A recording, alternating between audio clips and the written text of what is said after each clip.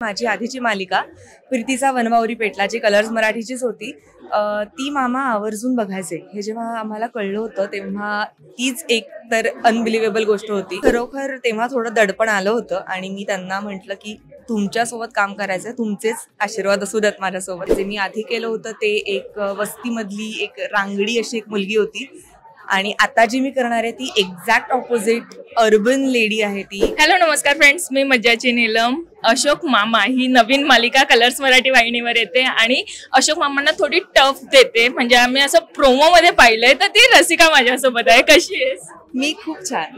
मी आता जसं म्हटलं की थोडी टफ देते. सो मामांसोबत काम करणं हे सगळ्या कलाकारांचं एक स्वप्न असतं, कुठेतरी मॅनिफेस्ट केलेलं आहे. मला असं वाटतं नक्कीच, कारण का 2 महिन्यांपूर्वीच मामांची आणि आमची भेट झाली होती, जेव्हा मला कळलं होतं की माझी आधीची मालिका प्रीतीचा वनवावरी पेटला जी कलर्स मराठीचीच होती, ती मामा आवर्जून बघायचे. हे जेव्हा आम्हाला कळलं होतं तेव्हा तीच एक तर अनबिलिव्हेबल गोष्ट होती आणि आम्ही त्यामुळे त्यांना भेटायला गेलो होतो आणि तेव्हा त्यांनी खूप कौतुक केलं होतं. आणि त्यांना भेटल्यावर मला असं वाटतं की तेव्हा मी कुठेतरी सबकॉन्शियसली ही इच्छा व्यक्त केली होती की काश या व्यक्तीसोबत मला काम करायला कधी मिळालं तर. आणि लिटरली 2 महिन्यानंतर मला केदार शिंदे सरांनी सांगितलं की तू हा शो करतेयस अशोक सराफांबरोबर, आणि आय वॉज स्पीचलेस. पण लीड रोलच आहे, म्हणजे लीड रोल आहे आणि मामांना थोडी टफ देते, त्यांच्या अगेन्स्ट जाते. पहिला सीन करताना भीती वाटत होती? खरं तर पहिले आमचा प्रोमो शूट झाला होता आणि मी खरोखर तेव्हा थोडं दडपण आलं होतं आणि मी त्यांना म्हटलं की तुमच्यासोबत काम करायचंय, तुमचेच आशीर्वाद असू देत माझ्यासोबत. आणि त्यांनी अगदी प्रेमाने मला पॉझिटिव्हिटी दिली, कारण का ते इन रिअल लाईफ खूपच गोड आणि ह्युमरस आहेत आणि अर्थात त्यांनी खूप फ्रेंडली वातावरण तयार केलं होतं. तेव्हा जसं तू सांगितलं की फोन आलेला की मामांसोबत काम करायचंय, पहिला थॉट मनात काय आला लगेच हा कशी?